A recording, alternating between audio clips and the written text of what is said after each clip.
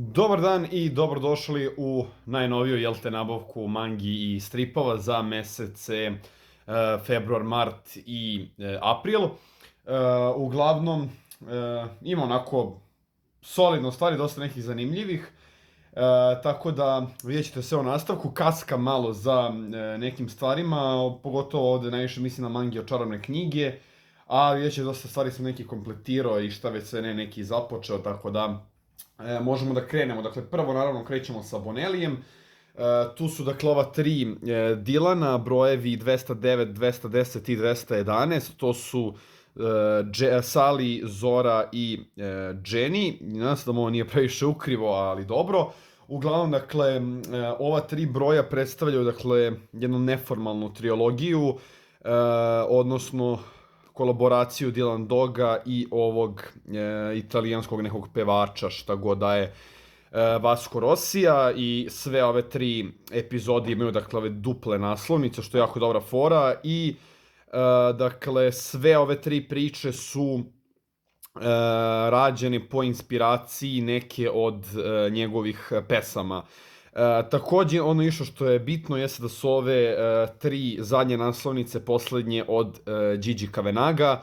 Od sledećeg broja, dakle 212. broja, novi naslovničari postaju, dakle, braća Čestaro, i jako mi je žao zbog toga, pošto mi je Kavenago od svih naslovničara koji su ikada radili na Dylanu ubedljivo najbolje. Sad što se tiče priča, prva epizoda, ova Sally, od njih sam iskreno imao najviše očekivanja, s obzirom da su radili Barbato i Roy.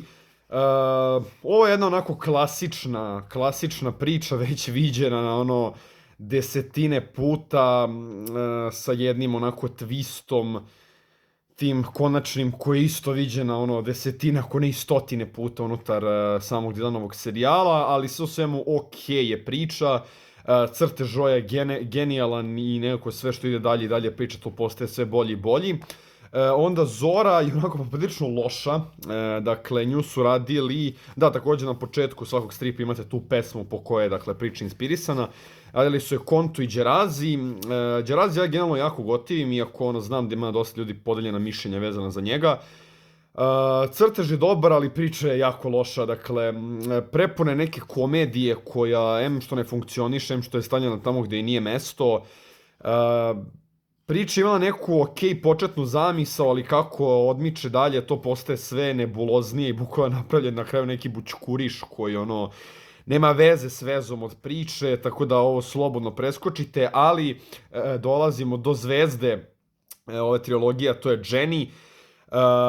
Ovo je bez nekog preteranog razmišljanja možda i najbolja Dylanova epizoda u proteklih sigurno 3, 4, ako ne i 5 godina. Dakle, nju su radili Baraldi i Furno, prvi put čujem za ovog crtača, ali je crtež genijalan. I ovo je, dakle, isto bez ikakvog polemisanja ubedljivo za sada najbolja Baraldijeva epizoda.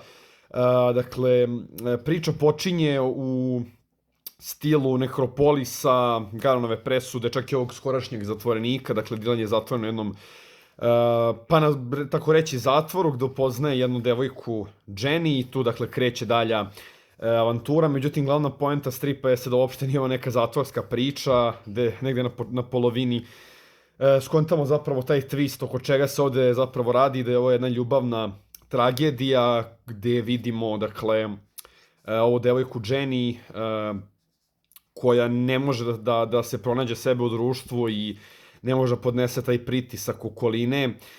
I jedna onako priča o anksioznosti, kako i da li neko može ljudima takvim da pomogne u takvoj situaciji. Jednostavno fantastična epizoda, i onako ste odustali od Dylana, pošto ove novije epizode stvarno nisu baš najsjajnije.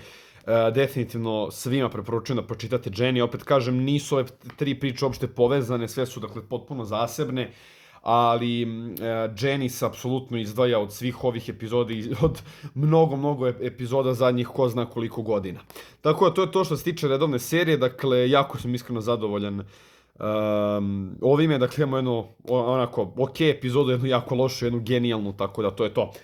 Onda to je, dakle, naravno Superbook, broj 70, prizivanje i dežurni klinici, već sam pričao u zadnjih par nabavki o Superbookovima. Međutim, u međuvremenu sam saznao onako jednu sreću nesreći, a to je da se ova edicija vrlo uskoro završava, odnosno imaće samo imaće 75 brojeva, još 5 brojeva treba da izađu i ova edicija je završena. Tako da ću je ipak skupiti do kraja. Opet nisam, kažem, ovo čitao, već ko zna koliko dugo ja ne čitam ove Superbookove. Da budem iskren, opet kažem, ne znam ni zašto ovo i dalje uzimam, ali eto sad, s obzirom da se uskoro završava, svako ću to do kraja uzeti. Sad prelazimo dalje, dakle tu je zlatna serija specijal broj 6. Mart i Misterija 29. februara, dakle sledeći broj je Dylan priča stvari užasa, ovo je najnoviji specijal što je mislim prošle godine izašao u Italiji. Dakle, neke 2 epizode Martija u redovnoj seriji i ovo sam iskreno uzeo čisto, eto mi je bilo zanimljivo jer 29. februar pao na četvrtak, a i zbog Castellija, s obzirom da je dakle, autor, odnosno idejni tvorac lika i dela, Alfredo Castelli preminuo bukvalno, mislim, par dana pre nego što ovaj strip izašao, tako da eto, zbog toga sam uzeo i takođe u ovoj drugoj priči se nalazi negde cameo Dylana i Garuča, samo probam da nađem, da, evo ga ovde, dakle, kao što vidite, i zbog toga sam eto uzeo, naravno nisam ovo još pročitao, ali eto. Onda prelazimo na zlatnu seriju, tu je broj 53, Mr. No bila u Njujorku, Korica B, odlična naslovnica, takođe ni ovo nisam pročitao. Vidim da baš svi živi hvale ovu priču, dakle suštinski, koliko sam razumeo, ovo se vrti oko Mr. Novog backstorija, odnosno pratio Mr. Nova kao klinca i jedva čekamo da pročitam, tako da ne stvaram dalje, idemo na sledeći strip, to je dakle 54. broj zlatne serije, tekst Crni tigar, Korica A, nije bilo Korice B, jel te u trafici, pa sam zato uzeo ovo. Što se tiče ovog stripa, dakle, radili su ga Nici i Vila i onako ja Nici je baš ne gotivim na tekstu, pošto on od svih autora ima taj najšablonski pristup tekstu i moram da priznam da ova priča zapravo počela onako poprilično zanimljivo za standarde Nicije, koja je imala već na početku neke onako nelogičnosti i naivnosti, ali kako je odmicala sve dalje i dalje, tako je priča postala sve gora i gora i pogotovo poslednja sveska, odnosno zadnja trećina stripa je katastrofa, dakle užasno loše na kraju to sve zaokruženo, no međutim ako išta Vilin crtež baš izvlači, ako je nekako kako priča postaje sve gora i gora, tako crtež zapravo postaje sve bolji i bolji. Međutim, ono što isto ovde zanimljivo jeste da ovde ako okrenemo sledeću stranu vidimo sledeći broj, dakle priče iz baze drugde. To je mislim i očekivano bilo, pošto svaki ovaj 5. broj se završava, to počinje sa pričamo iz baze drugde. Kako sam načuo, ovde će biti 2 epizode unutar jedne sveske, međutim ovde dakle piše na kioscima od 13. juna, što znači da zlatna serija isto kao i LMS i kao zlatna serija specijal ide na 3 meseca. Jako mi je žao zbog toga, pošto znate sami da je ovo jedina edicija Bonellija van Dylan Doga koju ja redovno pratim sve što izlazi i nekako sam istekao naviku kroz ove godine uzimanja da onako na svakih mesec i po uza novi broj. Ne znam iskreno zbog čega su stavili na 3 meseca, verujem da je onako ima razloga i povećanje i broj stranica i samim tim i povećanje cene, ali eto, dakle, zlatna serija više dobijat ćemo i dosta češće, to jest ređe, ali eto, prelazimo mi dalje, nismo završili sa Bonellijem, dakle, tu je sledeće jedan Tex Maxi, u pitanju je Nueces Veli, ovo sam dobio na poklon od Bradaza kad smo snimali podcast, dakle, na kanalu Zagorja 805, bacite pogled ako niste. Dakle, jedna jako zanimljiva i dobra priča, radili su je Bozelli i Del Vecchio i ova priča se suštinski vrti oko Texove prošlosti, odnosno pratimo Texa kao dete, kao tinejdžera i baš zbog toga Tex ovde uopšte nije glavni aktor priče, ovde se takođe upoznajemo i sa Texovim roditeljima, još bitnih ljudi koji su bili u njegovoj prošlosti i takođe hronološki ova priča se dešava pre samog serijala Mladog Texa, iako je zapravo izašlo pre toga. Jedna jako zanimljiva priča, ovde Bozelli isto pravi 2 timeline-a, to je storyline-a kojih kasnije spalja u jedan, vrti se u suštini priča oko tog jednog ranča Nueces Veli i opet Za standarde tekst ova priča je jako dobra, iako naravno ima nekih svojih mana, pogotovo ta nepotrebna akcija, ali moram da priznam sam prilično zadovoljan ovime, tako da vidio sam da je sad Ludens počeo da reprintuje ove Tex Maxije i verovatno ću uzeti neki od onih početnih, pošto ti važe za onako vrhunac Texovog serijala. I za kraj od Bonelija, to je jedna nova edicija koju sam ja pod kako je najavljena hteo da uzimam, a u pitanju su velike Bonelli priče, konkretno broj 4, Mister No leteći tigrovi.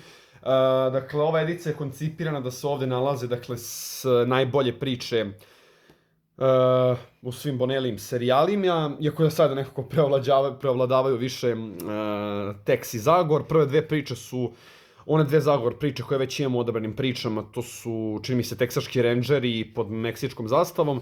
Trojka je Tex, Nepobedivi, to ću sigurno uzeti, i četvorka je Mister No leteći tigrovi, koja važe jedno od najboljih Mister Novih epizoda. Radili su je Bignoti i Minjako i ova priča isto suštinski predstavlja jedan Mister Nov backstory, odnosno pokazuje nam kako je on dobio svoj nadimak Mister No i kako je dobio ovaj simbol njegove deteline što svuda nosi sa sobom na jakni. Dakle, priča se dešava u Drugom svetskom ratu, gde Mister No kao plaćenik odlazi na stranu Kine da ratuje protiv Japana i tu se dakle dalje odvija cijela radnja. Iako mi sviđa što ovde nekako postoji ti neki elementi, pa može se reći čak i slice of life-a unutar rata, i takođe ovde se jako dobro pokazuje sam Mister Noov lik, to njegovo moralno sivjelo, no crtež mi se nije svidao, Bignoti ja nisam gotivio ni na Zagoru, ovde mi nekako, ne znam, njegov crtež mi nekako dosta klinački izgleda, baš mi se ne sviđa iskreno, ali priča kao priča je jako dobra, jako je velika, mislim da su 3 ili čak 4 sveske, dakle, prostirala ova priča, i takođe progresivno postaje sve bolje i bolje, dakle kako idemo dalje tako priča postaje sve bolje i bolje, i sviđa mi se što ovde dakle postoje razne te neke istorijske činjenice i stvari koje su se zapravo dešavale prilikom tih konflikta, tako da u svakom slučaju Mister No leteći tigrovi svaka preporuka, i ako niste čitali ništa od Mister Noa, bacite pogled na ovo, pošto ovde se nekako pokazuje najbolje stvari od samog lika i serijala. Sad prelazimo na mange.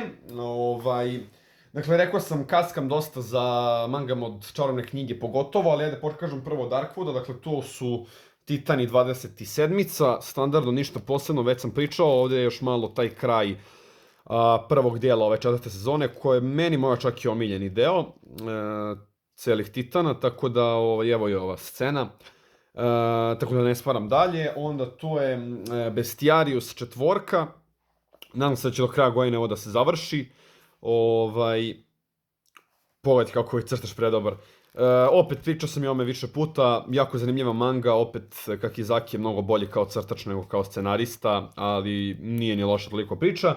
I od Darkwooda još izašao samo One Piece, dakle 29-ka čini mi se, to jedino nisam uzeo Darkwooda, a od Čarobne knjige, dakle jedino šta sam uzeo, to je dakle Tokyo Ghoul Cats.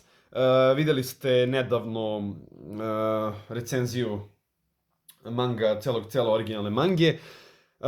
Što se tiče onako ukratko utisaka, umeđu vremenu sam završio i Tokyo Ghoul Re i moram da priznam da mi se Re dosta više svideo od originala, iako onako taj kraj u Reu je baš dosta upitan, ali sve u svemu jedan onako pa okej naslov, pogotovo ako ste malo mlađi i ako jako dobar uvod za ceo taj seinen demografiju.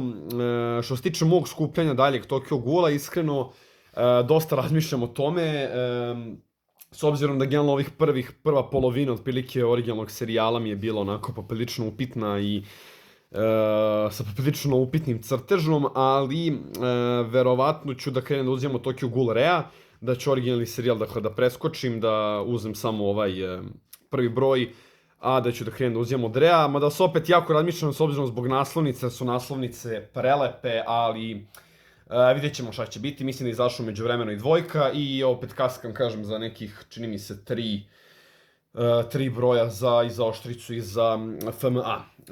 To je to što se tiče ovih, dakle, standardnih stvari. Idemo na engleske mange. Tu je suštinski, dakle, One Piece samo, brojevi 83, 84 i 85. Ovo je, dakle, popunjavam te rupe koje imam, dakle, početak samo Whole Cake-a, to je ovo je već negde skoro polovina. Dakle, ovdje dobijamo taj ceo uvid u Sanjijev backstory pravi i njegovu prošlost, šta već sve ne. Ono što je također isto zanimljivo meni jeste da sam negde ovde, dakle, pred kraj ovog 85. broja, gde se, dakle, dešava alijansa Luffy i Beža, da sam ja negde u ovom periodu par čaptera gore dole počeo da pratim nedeljno One Piece, dakle, što je ono veoma, veoma zanimljivo. Sve o svemu, opet nemam ništa pretjerano da vas maram, to je to što se tiče One Piece-a, naravno ovo uzimam, popunjavam ove rupe u timeskipu. Sada, dakle, dve najzanimljivije stvari za kraj, što se tiče mangi. Za početak u pitanju je od Fibre Sjajna nebesa Džira Taniguchija. Dakle, ovo je izašlo u onoj turi poslednjoj kad su izašli Šetač i ona potraga za nestalom devojkom. Čuo sam par preporuka vezano za ovo, iako generalno gde god sam gledao dosta malo ljudi uopšte čitalo i znalo za ovaj naslov, ali moram da priznam da mi je nakon čitanja ovo postala ubedljivo omiljena Taniguchijeva manga za sada. Takođe vidio sam da se nedavno ili najavljeno ili zapravo već izdato, dakle izašli su reprinti i Dalekog susedstva i Spomenara mog oca, konačno, to je da čekam da uzmem. Dakle, gledam da se vratimo mi na Sjajna nebesa.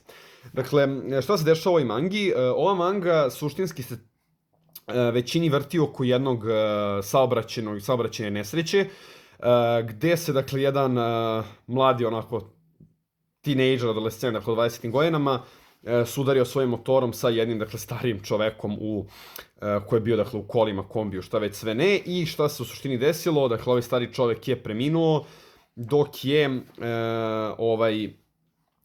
tinejdžer preživeo. Međutim, s obzirom da je telo, pa može se reći našeg glavnog lika, dakle, ovog starca, mislim nije starca, onako čovjek u 40. godinama, otišlo, njegov um i duša je preneto u telo dečaka i on suštinski tih još par dana, dokle god ima, dakle, i dalje dušu i želi da nekako te zadnje dane potroši kako treba, da se vidi sa svojom porodicom, oprosti sa njima. I generalno sve o svemu ova priča me je dosta podsjećala na Daleko susedstvo, dosta ima nekih sličnih motiva, poput tog razlikovanja u razmišljanju, onako, da kažemo, pa nemo kažem deteta, ali ono, tinejdžera i odraslog čoveka, gde nekako tinejdžeri baš i ne mogu, ne zato što neće, nego jednostavno ne mogu da cene te neke stvari koje im roditelji pružaju i ne žele da provode vreme sa njima, dok nekako roditelji u ovom slučaju, zbog prekomernog rada i želje da svoj porodici učine što bolji život, nemaju vremena da provode sa njima. Onako, baš prikaz dve strane istog novčića. Takođe, dosta se ovde ispituje to pitanje oko života i smrti, gde nekako nemamo da cenimo te stvari koje imamo i tek na kraju kada dođe, dakle, sudnji dan, tako reći, shvatimo zapravo šta smo sve imali, a nismo cenili. Zbog čega mi se ovo delo toliko sviđa jeste da, i zbog čega mi je toliko bolje od Dalekog susedstva, jeste da je kraj ove priče genijalan. Dakle, znati sami da je kraj Dalekog susedstva onako poprilično pa nedorečen, zbrzan ili šta god. Ovde je kraj savršen i jako dobro zaokružuje celu priču.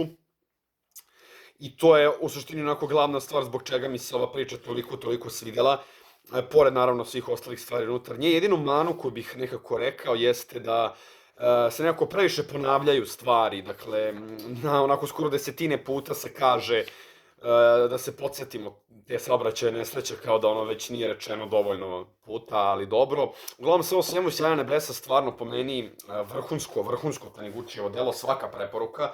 Ako želite nešto od Taniguchija da uzmete, a niste još i da pročitate, uzmite ovo, definitivno nećete se pokajati.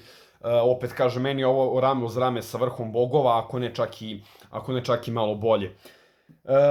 To je to što se tiče Fibre. I za kraj, dakle, poslednja manga, odnosno manga serijal zapravo koji sam počeo da uzimam, jeste serijal koji od kad je najavljen da će izaći kod nas, sam bio siguran da ću ga pre ili kasnije uzeti, međutim, čekao sam da se malo nakupe brojevi.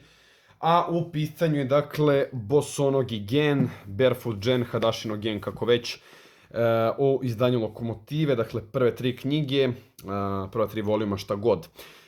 Dakle, Bosonogi gen je jedan od najznačajnijih, najkultnijih manga naslova svih vremena i nekako verujem da ako ste imalo duže unutar tog anime i manga sveta, da ste sigurno nekad negde makar čuli za ovaj serijal, s obzirom da on govori o jednom veoma bitnom događaju u cijeloj japanskoj istoriji, jednoj možda i najvećoj tragediji koja se ikad desila unutar Japana, a to je bombardovanje Hirošime u toku Drugog svjetskog rata. Dakle, takođe Fibra je ovu mangu izdala, no međutim oni su izdali samo prve 4 knjige od ukupno 10, dok Lokomotiva će izgleda da završi ceo serijal. Dakle, uglavnom šta se dešava u ovoj mangi, priča prati na početku, život glavnog lika Gena, i njegove porodice, dakle, u tom ratnom periodu, pre nego što je došlo do samog bombardovanja. I mnogo mi sviđa kako je zapravo ovde sam autor Keiji Nakazawa pokazao taj život, koliko je teško živeti u ratnom periodu, čak i ako si civil, čak i ako ti ne ideš u rat, jer jednostavno resursi, hrane i vode polako nestaju, počinje se menja mentalitet samih ljudi, vlada onako ne želi da shvati neke drugačija mišljenja, pa čak se ovde vidi taj problem patriotizma, gde nekako upravo zbog te neke preterane ljubavi prema svojoj zemlji i to dolazi do nekih tolikih ekstrema gde nekako čak ne možeš da razmišljaš o nekim realnim stvarima. Dakle, ovde vidimo kako Japan gubi, ali te patriote ne žele da prihvate to i veruju kako su Japanci najbolji narod na svetu. I ovde bih onako dao jednu digresiju da uporedim ovo delo sa Art Spiegelmanovim Mausom, za kojeg sam pričao više puta da mi je jedan od najprecenjenijih stripova svih vremena i da je ovo jedan jako dobar prikaz kako jedna priča ovakvog tipa treba da se piše, dakle ne samo neke skup informacija kao da čitam neki udžbenik ili gledam neki dokumentarac, već priča koja nam pokazuje život najobičnijih ljudi i to mi se sviđa što fokus nije samo na porodici glavnog lika, nego i na ostale žitelje Hirošime i samog Japana. Dakle, u ovom prvom voljumu se desi taj pad atomske bombe i drugi i treći broj suštinski predstavljaju posledice toga, ljudi sa različitim anomalijama, kako preživljavaju i kako nekako razmišljaju da je bolje da se ubiju nego da nastave da žive. Ova manga je veoma teška, veoma potresna i slušao sam dosta takvih onako epiteta kad sam pitao neke ljude za ovu mangu i kad sam gledao na netu, ali nekako mislio sam da onako jednostavno se samo preseravaju, ali moram da priznam da je ovo možda i najteža manga koju sam ikad čitao i još žalija stvar od svega ovoga jeste da ovo je jedna autobiografska priča. Dakle, kreator Keiji Nakazawa je preživeo pad prve atomske bombe i nekako je kroz svoje događaje u životu i stvari koje on video pisao u mangu i stvarno je onako veoma teško pojmiti da su ove stvari stvarno desile.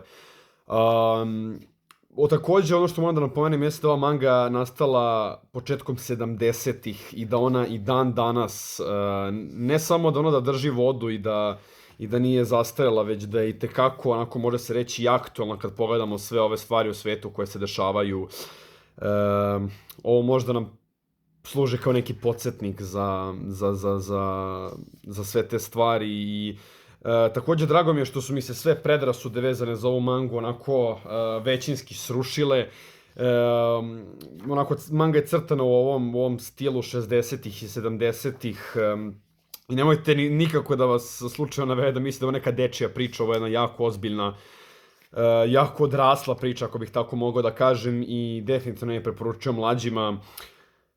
Takođe, crtež onako, verujem da ova manga crtana nekim imalo realističnijim i modernijim stilom crtanja, da ne znam da bi uopšte moglo da se objavi, pošto zaista stvari čak i s ovim crtežom izgledaju veoma, veoma užasne i mučne i da, stvarno katastrofa, ali pored toga manga je stvarno jako dobra i takođe imao sam te predrasude da sve te stvari koje se, jel te, dešavaju van same bombe, da će mi biti dosadne, ali jednostavno i ti delovi su i tekako podjednako dobri, ako ne čak i u nekim momentima i bolji. Dakle, ima ukupno 10 brojeva i to mi je, onako da kažemo, možda jedina predrasuda da me neće možda serijal malo smoriti, zato što je toliko dugačak.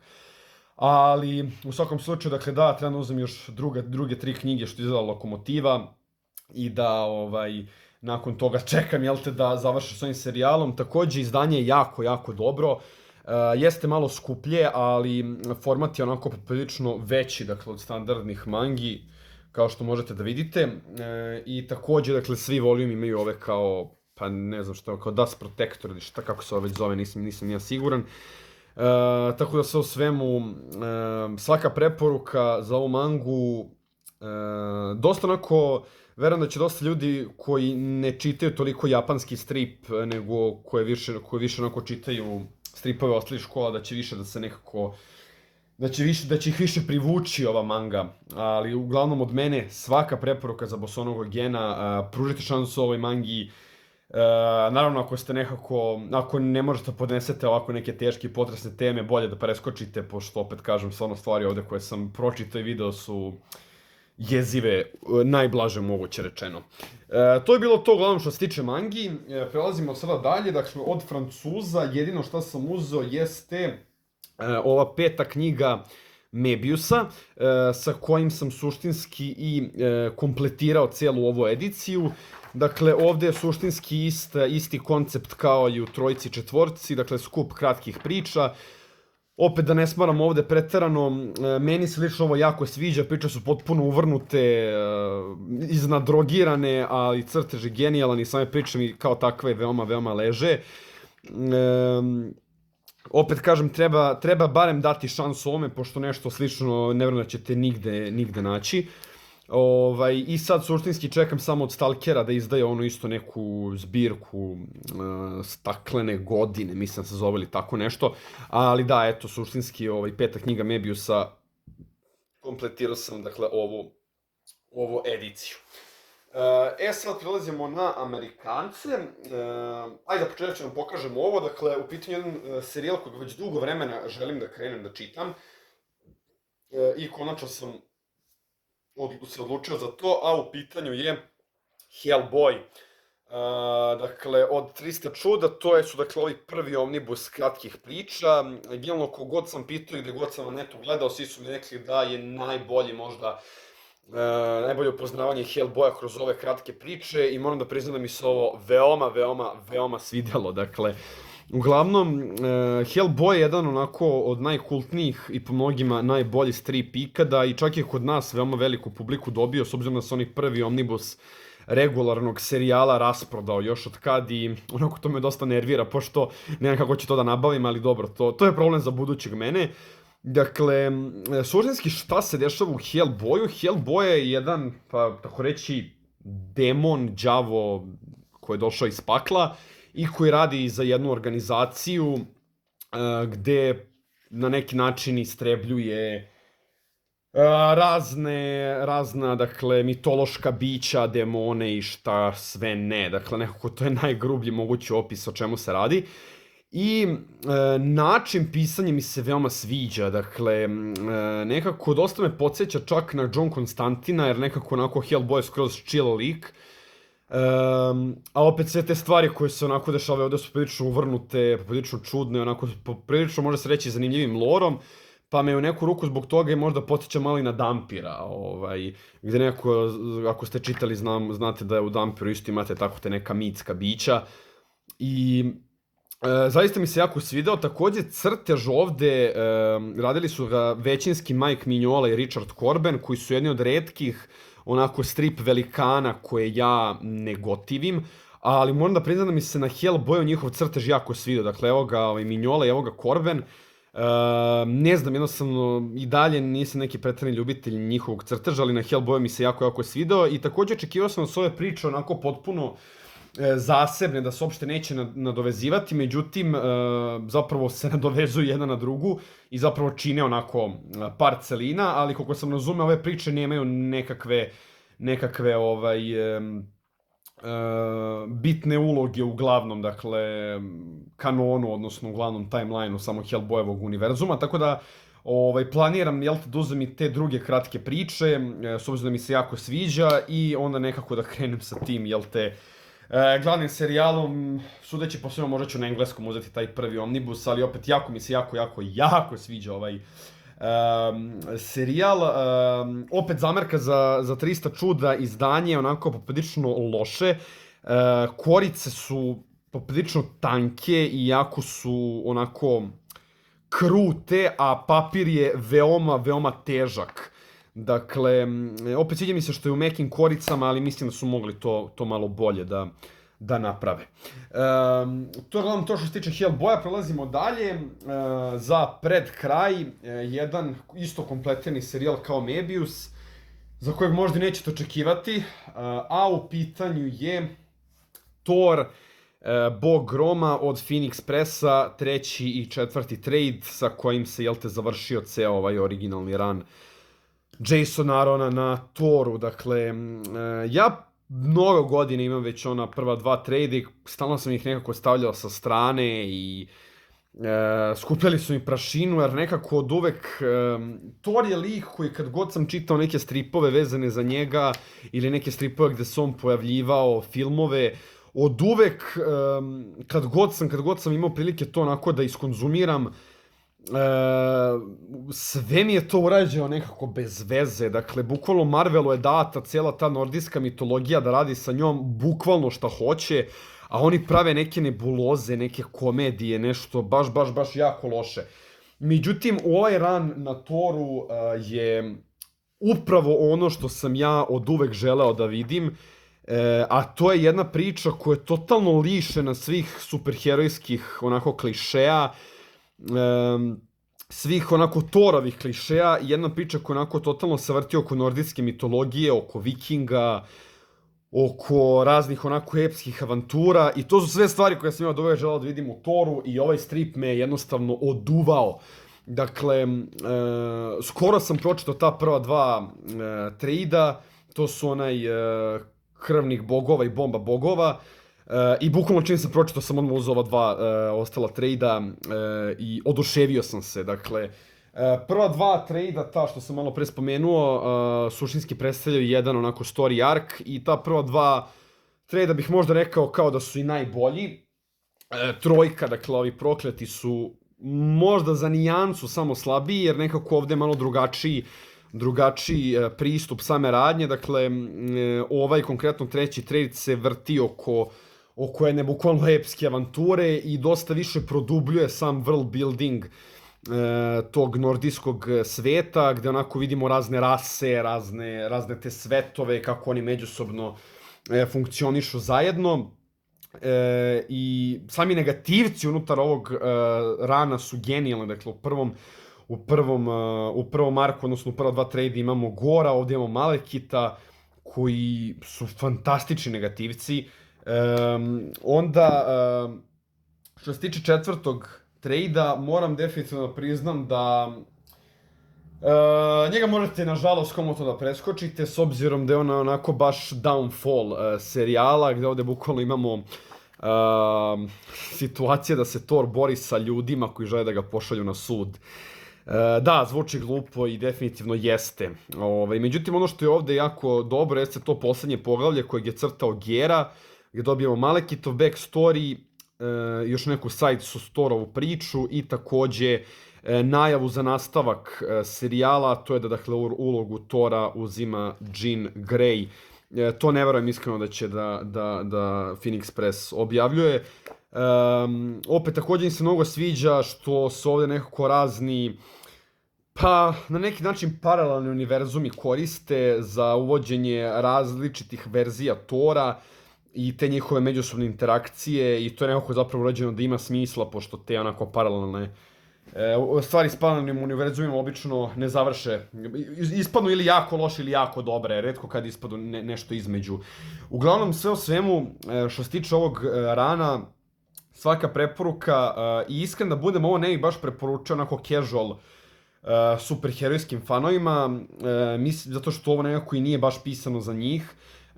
Opet kažem, ako volite vikinge, ako volite epsku fantastiku, nordijsku mitologiju, apsolutno svaka preporuka i ovo je jedan od najboljih, ne samo Marvel stripova, nego onako i superherojskih stvari, superherojskih i ranova generalno, koje sam u životu pročitao.